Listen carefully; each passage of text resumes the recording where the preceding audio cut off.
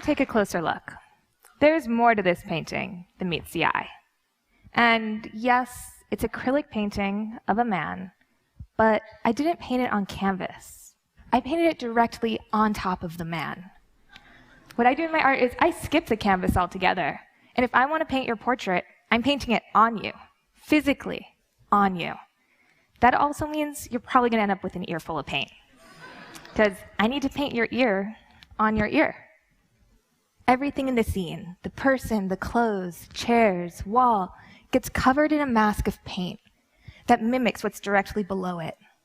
And in this way, I'm able to take a three-dimensional scene and make it look like a two-dimensional painting. I can photograph it from any angle, and it will still look 2D. There's no Photoshop here. This is just a photo of one of my three-dimensional paintings. You might be wondering how I came up with this idea of turning people into paintings. But originally, this had nothing to do with either people or paint. It was about shadows.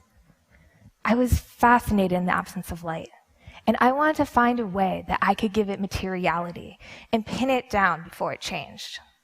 I came up with the idea of painting shadows. I loved that I could hide within this shadow my own painted version, and it would be almost invisible until the light changed, and all of a sudden, my shadow would be brought to the light. I wanted to think about what else I could put shadows on. And I thought of my friend Bernie. But I didn't just want to paint the shadows. I also wanted to paint the highlights and create a mapping on his body in grayscale. I had a very specific vision of what this would look like. And as I was painting him, I made sure to follow that very closely. But something kept on flickering before my eyes. I wasn't quite sure what I was looking at. And then when I took that moment to take a step back, magic. I had turned my friend into a painting.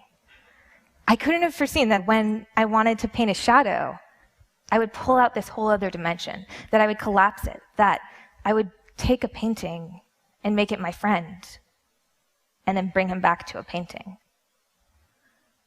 I was a little conflicted, though, because I was so excited about what I'd found, but I was just about to graduate from college with a degree in political science, and I'd always had this dream of going to Washington, D.C., and sitting at a desk and working in government. Why did this have to get in the way of all that? I made the tough decision of going home after graduation and not going up to Capitol Hill, but going down to my parents' basement and making it my job to learn how to paint. I had no idea where to begin. The last time I'd painted, I was 16 years old at summer camp. And I didn't want to teach myself how to paint by copying the old masters or stretching a canvas and practicing over and over again on that surface, because that's not what this project was about for me. It was about space and light. My early canvases ended up being things that you wouldn't expect to be used as canvas, like fried food. It's nearly impossible to get paint to stick to the grease in an egg. Even harder was getting paint to stick to the acid in a grapefruit. It just would erase my brush strokes like invisible ink. I'd put something down and instantly it would be gone. And if I wanted to paint on people, well, I was a little bit embarrassed to bring people down to my studio and show them that I spent my days in a basement putting paint on toast. It just seemed like it made more sense to practice by painting on myself. One of my favorite models actually ended up being a retired old man who not only didn't mind sitting still and getting the paint in his ears, but he also didn't really have much embarrassment about being taken out into very public places for exhibition, like the Metro. I was having so much fun with this process.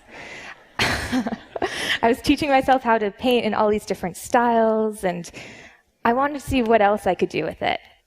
I came together with the collaborator, Sheila Vand, and we had the idea of creating paintings in a more unusual surface, and that was milk. We got a pool, we filled it with milk, we filled it with Sheila, and I began painting. And the images were always completely unexpected in the end. Because I could have a very specific image about how it would turn out. I could paint it to match that, but the moment that Sheila laid back into the milk, everything would change. It was in constant flux. And we had to, rather than fight it, embrace it, see where the milk would take us and compensate to make it even better. Sometimes, when Sheila would lay down in the milk, it would wash all of the paint off of her arms. And it might seem a little bit clumsy, but our solution would be, okay, hide your arms. And one time, she got so much milk in her hair that it just smeared all the paint off of her face. All right, well, hide your face. And we ended up with something far more elegant than we could have imagined, even though this is essentially the same solution that a frustrated kid uses when he can't draw hands, just hiding them in the pocket. When we started out on the milk project, and when I started out, I couldn't have foreseen that I would go from pursuing my dream in politics and working at a desk to tripping over a shadow, and then turning people into paintings, and painting on people in a pool of milk. But then again, I guess it's also not unforeseeable that you can find the strange in the familiar, as long as you're willing to look beyond what's already been brought to light, that you can see what's below the surface, hiding in the shadows, and recognize that there can be more there than meets the eye. Thank you.